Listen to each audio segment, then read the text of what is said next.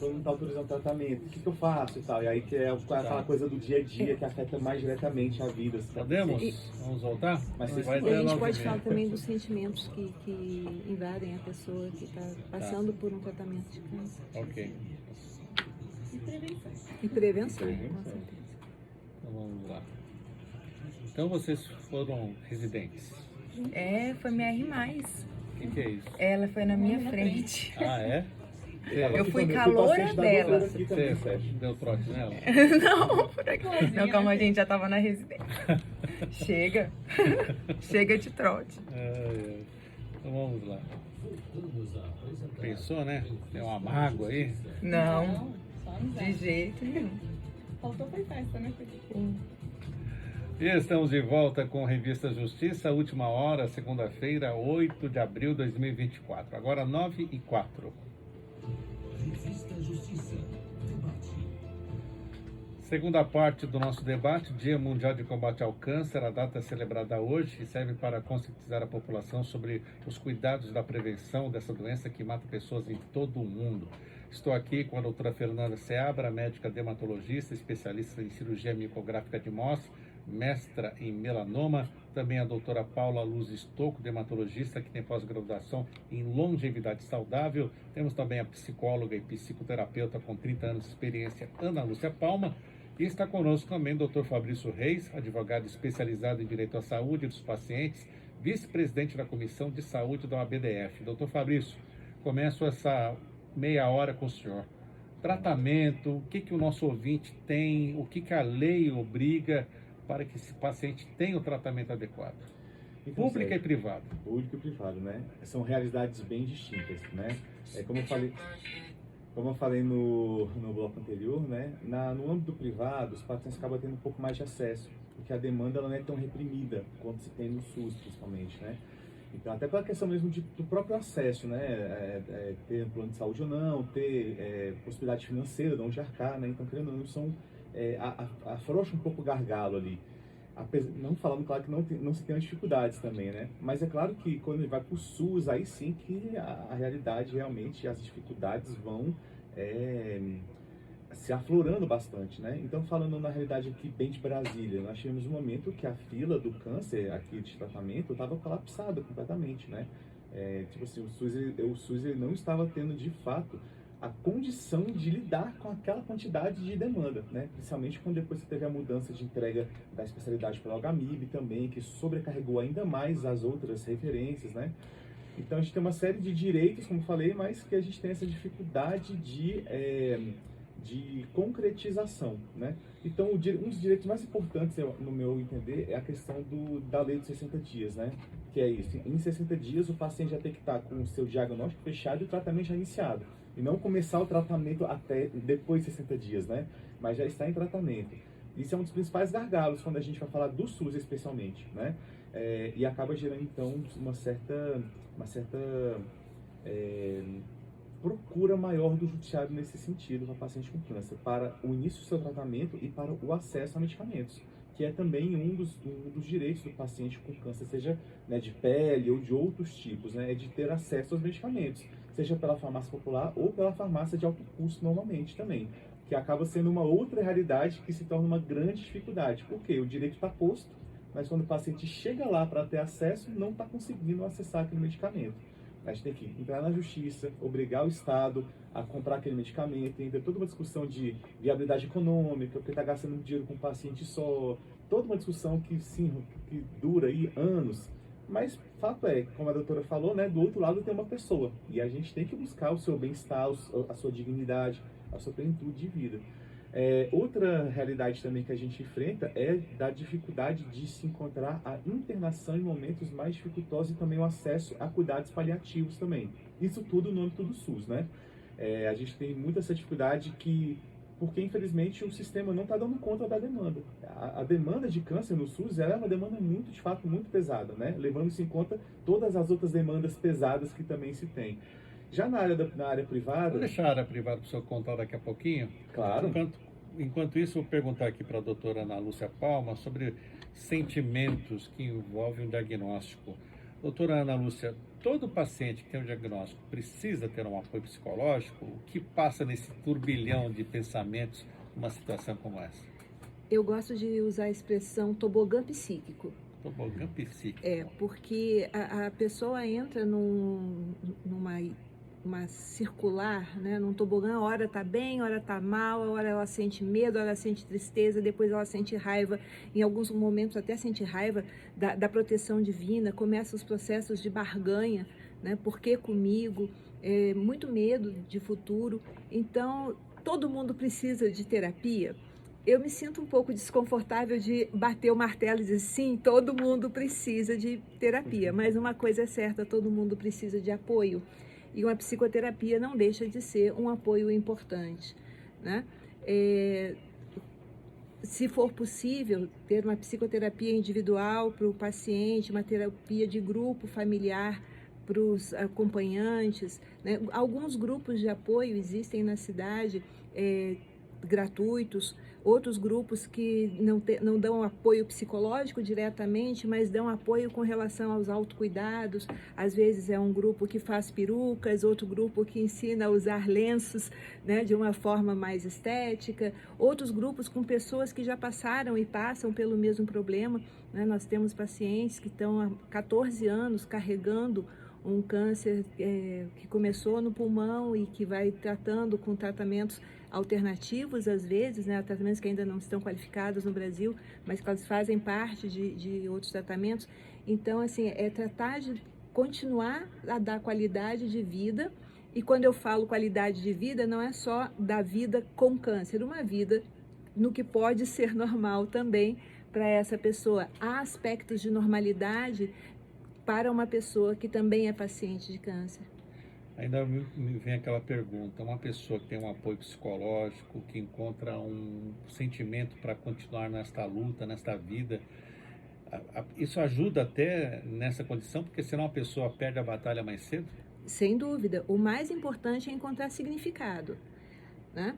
Eu não gosto de aumentar a importância do câncer como algo que vai melhorar a pessoa. Isso acaba que gera outro tipo de angústia. Então, além de passar por tudo isso, eu ainda vou ter que ser uma pessoa melhor, né? E algumas pessoas ficam pensando assim, o que eu fiz para ter que ser uma pessoa melhor através de um processo de tratamento de câncer? Então, a gente busca não culpabilizar a pessoa mais do que ela já sente, né? Então, mas sim, encontrar um significado é fundamental para todos, não só para quem é um paciente de câncer ou paciente de qualquer especialidade, mas ter um sentido para a vida, ter um para quem acordar, um para que acordar todo dia de manhã, isso é fundamental para a vida, né? E é essa a nossa busca aí de andar com a pessoa. Sim. Doutora Fernanda, um ponto trazido aqui sobre a estética, né? O procedimento feito esteticamente para alguém que não é capacitado também pode prejudicar a pele, pode também provocar um câncer de pele? O câncer não, porque o câncer a gente precisa de uma mutação naquela célula, né? Então a gente precisa de um fator que tenha a capacidade de causar a mutação. Então, às vezes, um erro de forma estética pode causar, é claro, milhares de malefícios para o paciente, não só esteticamente, mas para a saúde, mas em relação ao câncer de pele, não. Eu queria pegar uma deixa da Lúcia, que ela falou assim, em relação a... Porque o paciente, ele se sinta bem, né? Continuar os hábitos de vida dele do jeito que ele era, né? Assim, eu acho isso tão importante, que isso impacta tanto no meu tratamento. Eu sou mais cirúrgica, né? Então, a minha área é mais cirúrgica. E essa cirurgia que eu me especializei, que é a cirurgia micrográfica, é uma cirurgia que eu não opero olho nu, eu opero com auxílio de um microscópio. Então, eu deixo para o meu paciente uma cicatriz menor, sempre pensando nisso também. Mas o mais importante é mutilar menos.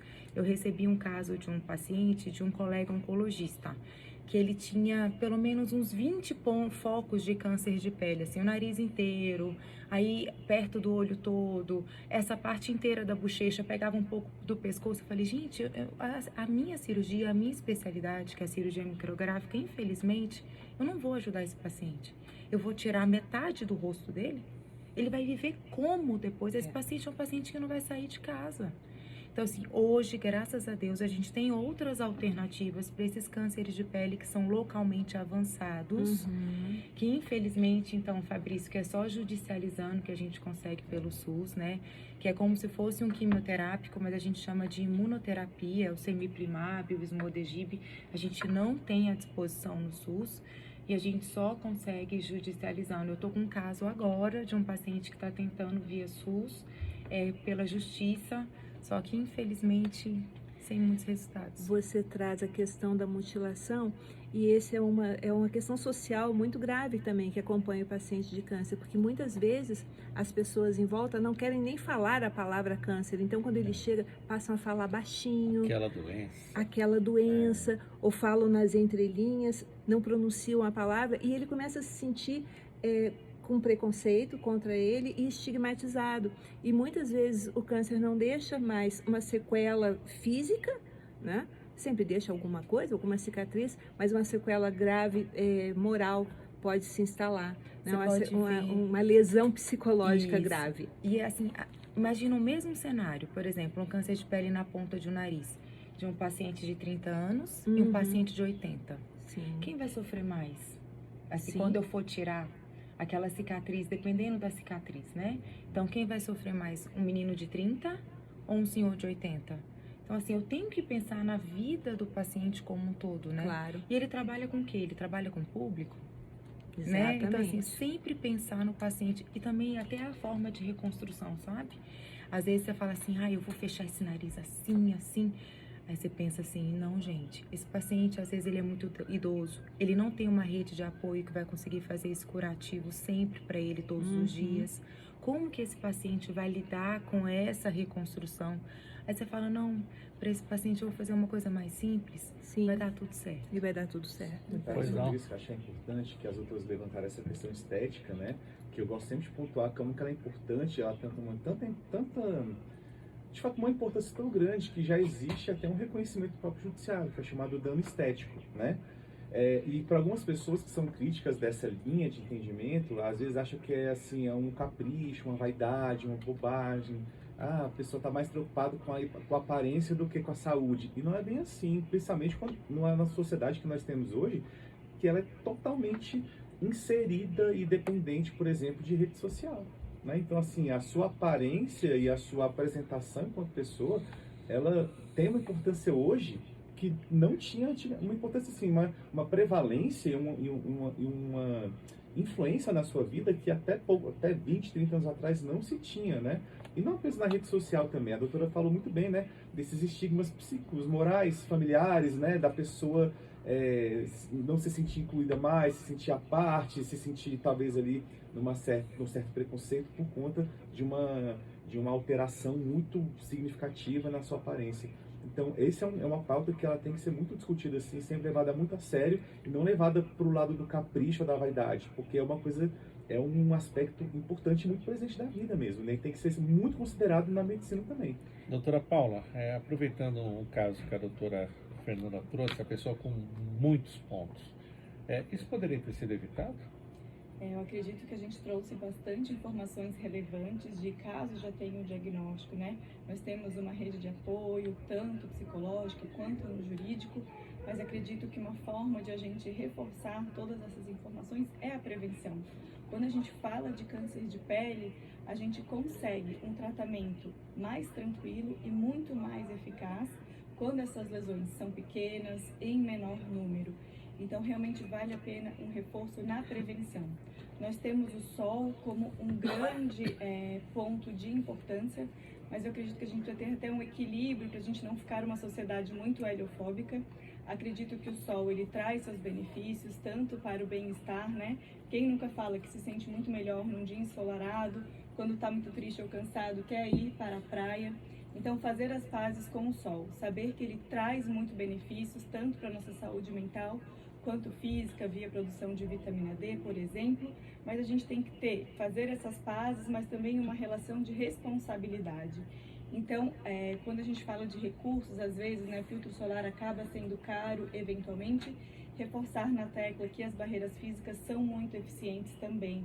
Chapéus, bonés, a escolha do horário de se expor ao sol, As roupas também trazem muita proteção. Óculos escuro também vale a pena esse reforço. E muitas vezes vale a pena sim investir em consultas regulares, porque um diagnóstico precoce vai sim fazer com que todo esse trem, todo esse caminho que a pessoa vai seguir seja muito menos doloroso. Doutor Fabrício, voltando a falar sobre a rede particular agora, né, os direitos da pessoa que tem plano de saúde, quais as principais reclamações que chegam para o senhor? Então, os principais obstáculos que os pacientes vêm encontrando são as dificuldades que o plano tem de ter acesso ao tratamento, seja para a autorização, né, de um fornecimento, até o oferecimento de uma rede credenciada que seja de fato especializada e que entenda de fato do tratamento, seja pela limitação de acesso, né, a tratamentos que são mais dispendiosos, né? Então,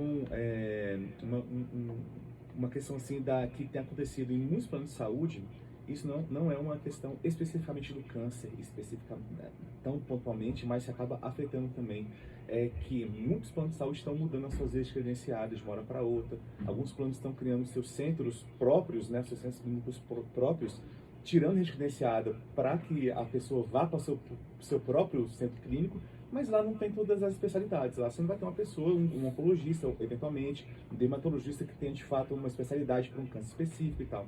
Então essas questões pontuais vão surgindo, essas dificuldades de ter de fato o acesso. E mais uma vez acaba desaguando, infelizmente, né, no judiciário, né, para você ter acesso. Um dos pontos que tem muita discussão e que já está começando a ser pacificado, mas a gente teve muito problema sobre isso, é sobre a questão dos usos de antineoplásicos, né, que é o medicamento para câncer domiciliar, né. A discussão que se tem muito grande contra o plano de saúde é que o plano é obrigado a oferecer o medicamento para seu uso domiciliar, mas no caso de câncer sim. Por quê? Não se expõe o paciente ao risco de uma contaminação hospitalar, de uma infecção, não expõe aos perigos, né, que se tem naturalmente do ambiente hospitalar, né, que por mais que tenha todo o asseio, tenha todo um cuidado de uma UTI, de um ambulatório, principalmente quando está imunodeprimido, né, aí sim você ainda tem um risco. Então isso é uma questão até mesmo de prezar um pouco pela proteção, pela defesa desse paciente, e também tem um reflexo inclusive econômico financeiro, né. O paciente que faz tratamento em casa é muito menos caro do que manter o internado, por exemplo. E é muito mais agradável, mais interessante, ajuda muito mais na sua recuperação estar no seio da família, junto com as pessoas queridas, né, entre familiares, até mesmo com o seu pet, né, se for o caso, do que estar naquele ambiente com a luz super clara, ou aquele ambiente todo branco, ou com aquele cheiro de álcool, né, que já tem estudos que mostram que o próprio ambiente que o paciente está inserido influencia muito na sua recuperação e na Deixa resposta. a psicóloga confirmar isso aqui, né, doutora? Pois é. Sem dúvida alguma, estar em casa é o melhor lugar do mundo quando é possível. É claro que existem algumas situações em que estar no ambiente hospitalar é mandatário, né, mandatório. Então é importante isso. Mas estar em casa é muito melhor, né? Com seus pets, com seus filhos, né? Na sua vida. Eu queria voltar um pouquinho, né? Na questão, você falou do rosto, né? Das redes sociais. Não é só uma questão de redes sociais, né? As redes sociais são um evento de 10 anos para cá, 15 anos talvez, mas a identidade da pessoa se revela no rosto, principalmente, né? E da mulher muito nas mamas. E acaba que a gente tem, nesses casos de câncer de pele no rosto e câncer de pele nas mamas, uma possibilidade de mutilação muito grande. E aí, com isso, uma perda da individualidade que a pessoa conhece e a ter que criar uma nova imagem de si próprio agora dessa nova condição. Então, eu queria só pontuar isso, né? E só para arrematar aqui, por favor. Eu gosto sempre de chamar a atenção, e aí é um recado mais para os familiares e para os pacientes, né? Que cabe a quem fazer o diagnóstico? Ao médico. Cabe ao que ao plano de saúde? A cobrir aquele tratamento. Exatamente. Então o plano de saúde ele não vai delimitar, ele não vai determinar qual é o tratamento, que é o que vem acontecendo, né? O paciente ele manda a autorização, essas doutoras que devem passar muito por isso, né? Manda o pedido de autorização para o plano fala, não, esse tratamento não, mas autoriza esse aqui, que normalmente não é o mais eficaz, não é o mais indicado, mas é o mais barato, né? Então, Doutora essa, Fernanda já Fabrício, está eu tô me brava ali, só de lembrar. coçando aqui, cara. Meu essa é a Deus, eu tô grande me luta do coçando. paciente. Então, o médico é o quem determina o tratamento. É, Cabe ao plano de saúde apenas autorizar e cobrir, porque é o seu fim. E pegando o gancho também que a doutora falou sobre o câncer de mama, achei importante também que essa questão estética e essa questão da sua figura pública, propriamente dita, também é uma coisa muito importante. Ou seja, no caso de um câncer de mama, por exemplo, essa paciente, após fazer, por exemplo, a mamoplastia, a retirada da mama por conta do câncer, ela tem o direito até a reconstrução, por exemplo. Então, o plano de saúde não pode se negar a fazer os procedimentos cirúrgicos que acompanham aquele primeiro, né? Então, aquela primeira cirurgia para você fazer uma remoção, uma diminuição, né, um controle do câncer de alguma forma, naturalmente ele pode requerer alguns outros procedimentos estéticos para se complementar o tratamento, nem que seja só por uma questão estética, como a reconstrução da mama. Então, é direito desse paciente ter acesso a toda essa linha de tratamento para que seja um ciclo completo, e não apenas só aquela primeira cirurgia, que não é um tratamento só, é o início de um longo tratamento. Até porque a questão estética faz parte da cura. com Exatamente. certeza. Doutora Fernanda, um minutinho para abrir o seu coração. Senhor Jesus, então, que eu tô me rasgando aqui para falar com você, Fabrício. Eu vivo essa luta com os planos de saúde todos os dias. Então, assim, tem um plano de saúde X que acabou de montar o hospital deles. Ele descredenciou todos os outros hospitais. O que eu faço? Fico amarrada. Ele não libera a minha cirurgia no meu centro cirúrgico. Tudo bem, eu vou operar onde? Aí ele quer que eu opere no hospital dele. Sim, mas o seu hospital não tem o recurso que eu preciso para fazer a minha cirurgia. Ou então, o paciente ele precisa passar por uma perícia. Mas olha, encontrar um auditor dermatologista num plano de saúde é igual uma agulha no palheiro. Eles não fazem dermatoscopia. Então, para mim, fica muito difícil. Mas às vezes você está diante de uma paciente idosa que precisa da cirurgia de uma forma urgente, que ela tem prioridade não só pela idade, mas pelo diagnóstico, que é câncer. E o tumor está do tamanho de uma bola de laranja no rosto da paciente. Aí você pede a cirurgia e não faz a biópsia. Que a biópsia é um tratamento? Não. Ela é uma certeza do diagnóstico, mas ela não está tratando nada, concorda? Estou tirando só um pedacinho para provar que aquilo é um câncer. Aí digamos que está na cara que aquilo... Não, a pessoa não precisa ser nem médica, eu juro, não precisa. Aí você manda para o plano de saúde o pedido. Porque essa paciente, ela não pode passar por uma cirurgia convencional, ela tem que fazer a cirurgia micrográfica de Mohs. E eu não estou falando pelo âmbito estético. A cirurgia micrográfica de Mohs, por exemplo, é o único tratamento, eu estou comparando com todo, cirúrgico ou não, que dá 99% de cura para carcinoma base celular, por exemplo. A paciente vai para o plano de saúde com a bola de laranja no rosto e o plano de saúde pede a biópsia. Ela vai para a perícia e o plano de saúde pede a biópsia. Aí você vai contestar, por favor, a paciente é idosa. Você está atrasando o tratamento definitivo dessa paciente. Eu vou submeter essa paciente a uma biópsia. O plano vira para mim e fala, vai. E você está falando de um caso extremo. Eu, no meu consultório, por exemplo, gosto de pedir muitos exames. Vitaminas, metais pesados. Eu vou falar, para quê? Para que você está fazendo isso? E hoje a gente sabe, por exemplo, a suplementação de niacinamida, que é a vitamina B3, ela é capaz de minimizar e tratar lesões pré-cancerosas, que são as ceratoses actínicas.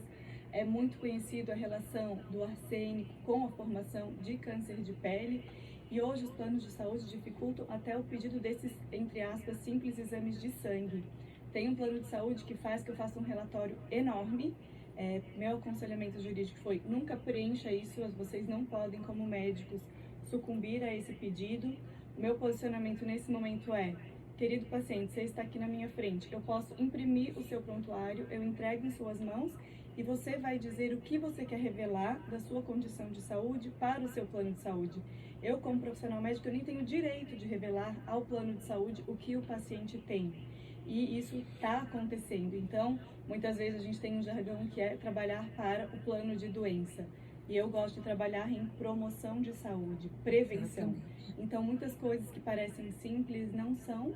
E a gente tem que ter sabedoria e equilíbrio para ter uma boa relação ali junto com o seu paciente, médico-paciente ou advogado-paciente, psicólogo-paciente, para a gente de fato trazer informações com sabedoria e estarmos fortes nessa luta para trilhar esse caminho e batendo na tecla do diagnóstico precoce. Temos recursos para não chegar, muitas vezes, nesse momento de desespero, de uma bola de laranja na cabeça, e a pessoa não tem para onde correr, não tem recursos. Trouxemos informações, né, dos direitos dos pacientes, como eles podem buscar, e que a gente traga, então, uma mensagem de luz, com que todos consigam fazer essa trajetória do diagnóstico e o tratamento do câncer de forma mais leve, porque podemos, sim, construir grandes redes de apoio. Então, rapidamente, doutor Fabrício, já que Muitas estamos camadas, falando... né? Hã? Muitas camadas, Sim, né? muitas camadas. Mas e a pessoa que tem um câncer de pele, tem um câncer, ela tem direitos também, né? Direitos de isenção de impostos. Rapidamente para o nosso ouvinte. Sim, tem alguns direitos assim que a gente gosta de, são os mais comuns, né? Que normalmente são o saco da FGTS, né? Principalmente para fazer um tratamento, né? Qualquer tipo de câncer, pode ser de pele. Qualquer tipo de câncer. Então, poder fazer o saco do FGTS, né? Para poder custear o próprio tratamento, né? Não apenas por câncer, algumas outras doenças graves e algumas doenças raras também, elas têm essa possibilidade, né? Porque o FGTS ele vai servir para ajudar nesse custeio mesmo do próprio tratamento, né? Também fazer o saque do PIS/PASEF, a depender da situação econômica do paciente, ele pode ter acesso também ao BPC, né? Mas o BPC ele já é mais, direcionado assim para realmente famílias que estão numa situação econômica de realmente de muita fragilidade, né? De muita necessidade econômica mesmo. Tem um que dá muita dúvida, que é a quitação do financiamento da casa própria, né? Isso aí vem por conta dos seguros que se tem durante o financiamento, mas não necessariamente é a quitação de 100% da casa, mas é ali da parte que cabe da pessoa, né, em relação à renda, mas tem essa quitação. E também tem outros dois que são os mais importantes, que é o auxílio-doença e também a aposentadoria por incapacidade de serviço também, né? Então, a depender do estado do câncer, de como que ele está afetando a condição física mesmo daquele paciente, ele pode ter acesso também a essa aposentadoria, que antigamente chamava por invalidez, né? Hoje já não é mais o melhor nome cabível, mas é o que é conhecido, e também um auxílio-doença. Claro, tem outra lista também maior, mas esse aqui são a listinha que quando estava conversando, estava separando aqui de direitos que normalmente geram mais dúvida e mais interesse dos pacientes. E mais uma vez retomando, né? Tratamento em 60 dias, acesso aos medicamentos de forma gratuita na farmácia de alto custo, que são, acho que, os dois principais para mim, apesar de ser os mais difíceis de concretizar, né? Mas o judiciário ajuda nesse sentido. Tudo isso depende de um perito para os benefícios? Grande parte, sim. Não necessariamente de um perito, mas precisa imprescindivelmente de um relatório médico bem fundamentado, né? Porque você tem que demonstrar o diagnóstico, você tem que comprovar o diagnóstico, né? Seja para o INSS, seja ali para a Caixa Econômica, para quem quer que seja, né? Então, a perícia não necessariamente vai depender, né, do benefício que se busca, mas um laudo bem fundamentado, bem escrito, aí não tem jeito, não tem como fugir. Doutora Ana Lúcia, nosso tempo está acabando, mas gostaria de tratar um ponto importante. A família da pessoa com câncer, qual a necessidade também de um apoio psicológico, qual a importância dessa pessoa também para ajudar na recuperação do paciente? Se for possível, é muito, muito bom que tenha. Tem um apoio psicológico para a família também. A família é a primeira rede de apoio que se conta de uma forma geral, né? Algumas pessoas não têm esse apoio da família, mas de um modo geral a gente pode dizer que a família é o primeiro círculo que dá proteção, é o primeiro ponto de proteção. E é quem mais vai perder, né? No sentido de menos presença de uma mãe ou menos presença daquela pessoa. Às vezes tem que se dedicar a ela nas tarefas que ela fazia e compartilhava em casa e vai ter que ser suprida. Então, se essa família puder ser assistida também, é muito bom que se faça. E aí a gente costuma trabalhar psicoterapia individual para o paciente, psicoterapia familiar em grupo, né, com o grupo familiar. É muito interessante que se faça, até para começar a lidar com as dificuldades que aquela pessoa está trazendo e que são dificuldades novas num contexto antigo. Muito bem, estamos já na reta final, doutora Fernanda. O tempo está passando rápido porque a conversa está boa, mas quero agradecer muito sua presença aqui na Rádio Justiça, entre a agenda tão lotada, né, doutora Fernanda Seabra? Médica dermatologista, especialista em cirurgia micográfica de MOS, mestra em melanoma. Qual a consideração final, qual o recado final a senhora deixa para o nosso ouvinte, justamente hoje, Dia Mundial de Combate ao Câncer? Prevenção. Acho que essa é a palavra-chave, essa é a palavra, eu falo que é mágica, tá, gente? Prevenção. Nós moramos num país tropical. Usem os protetores solares, aprendam a usar o protetor solar, abusem dos protetores físicos. E hoje A tem palavra- hoje tem que usar repelente também, né? Também, e agora? Após o protetor. Primeiro o depois o protetor, depois você usa o repelente. É isso, prevenção. E também, rapidamente, temos aquele tipo de câncer da pele que a pessoa não vê. É difícil, né? Então, é porque existem lugares que são mais negligenciados, como a Paulinha falou, né? Couro cabeludo, as plantas, as palmas, embaixo da unha, dentro da boca. Então, meus pacientes tiram a roupa inteira, eu examino desde o dedinho do pé até o couro cabeludo e sempre passo pela boca. Então, eu já recebi pacientes com diagnóstico de metástase de melanoma que era para procurar, cadê o sítio na pele? Entendeu? Então, sempre vejam, assim, tenham o hábito de examinar as suas pintas, os seus nervos, né? Se você tem muitas pintas, porque às vezes tem paciente que tem tantas que ele fala, doutora, se surgir uma aqui, eu não vou saber. Não tem problema, então tenham o hábito de visitar um dermatologista, né? Um profissional hábito que tenha essa capacitação, que tenha essa formação oncológica para te ajudar nessa jornada. Muito bem. Doutora Paula Luz Stocco, também é médica dermatologista, que tem pós-graduação em longevidade saudável. Muito obrigado por estar conosco. E qual o conselho final que a senhora deixa para o nosso ouvinte sobre o câncer de pele? Bater na tecla da prevenção e puxando um gancho com a prevenção seria a autossensibilidade. Hoje falamos de redes sociais, todo mundo bate foto de qualquer coisa, do prato, da academia, por que não tirar foto do seu corpo? Principalmente costas, pernas. Será que eu tinha essa pinta? Olha lá na foto, registra. Então, eu acredito que seria prevenção e autossensibilidade, autocuidado. O fumo também é um fator que prejudica? É um fator. Prejudica todo o metabolismo celular e é um fator, sim, desencadeante. Muito obrigado por estar conosco aqui. Obrigada. Também agradeço ao Dr. Fabrício Reis, advogado especialista em direito de saúde dos pacientes, vice-presidente da Comissão de Saúde da OABDF. Dr. Fabrício, obrigado por estar conosco mais uma vez. E qual o conselho final que o senhor deixa para o nosso ouvinte? Eu agradeço mais uma vez, Sérgio. É sempre um hobby estar aqui, né? Uma diversão, né? Não chega a ser nenhum trabalho. Eu sempre gosto de reforçar a importância do cuidado da pessoa que procura advogado para tratar judicialmente questões relacionadas à saúde. As doutoras aqui trouxeram tantas camadas, né, de dificuldades, a questão da realidade da paciente com câncer no rosto e tal, não está conseguindo ter acesso. Dificuldade do dermatologista com plano de saúde. Pois é, então é importante que as pessoas elas tenham esse cuidado de procurar de fato um advogado que seja especializado na área, porque é uma área de atuação jurídica que ela tem muitas particularidades, muitas questões muito próprias da área, e que um advogado generalista que atua com direito civil, que atua com direito consumidor, não é o suficiente, tem que entender de fato de direito da saúde. E muitas das vezes, essa falta de percepção de conhecimento dessas particularidades pode ser um grande divisor de águas da pessoa ter acesso ou não com o tratamento. Então é importante o paciente ter muito cuidado na hora de buscar o advogado que de fato entenda e trabalhe na área, né? Eu fiquei curioso, está fazendo seu acompanhamento aí do seu câncer de pele que o senhor tirou? Eu faço anualmente, todo ano eu vou no dermatologista para fazer um acompanhamento geral, né? E aí aprendi a usar o protetor solar, porque era uma coisa que eu negligenciava muito, porque eu pensava, não, tô dentro do carro.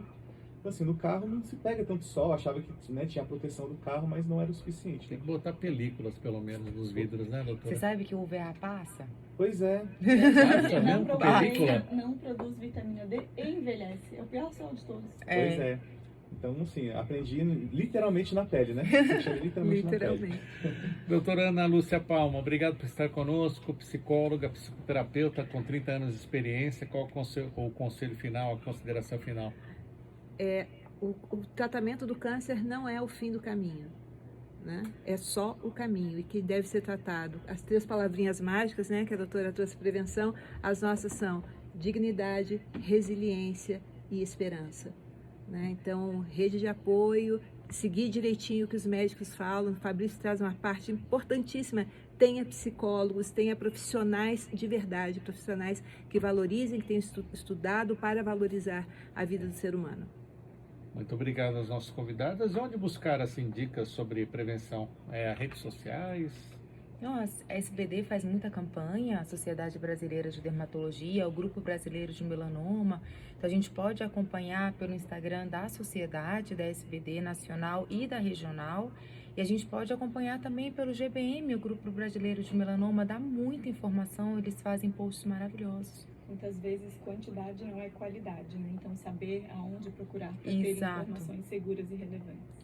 Muito obrigado mais uma vez aos nossos convidados e ao nosso convidado. Muito obrigada pelo convite. Viremos sempre que formos convidadas, né? Está ótimo, então. Convite já feito para as próximas. 9h38, rápido intervalo na volta.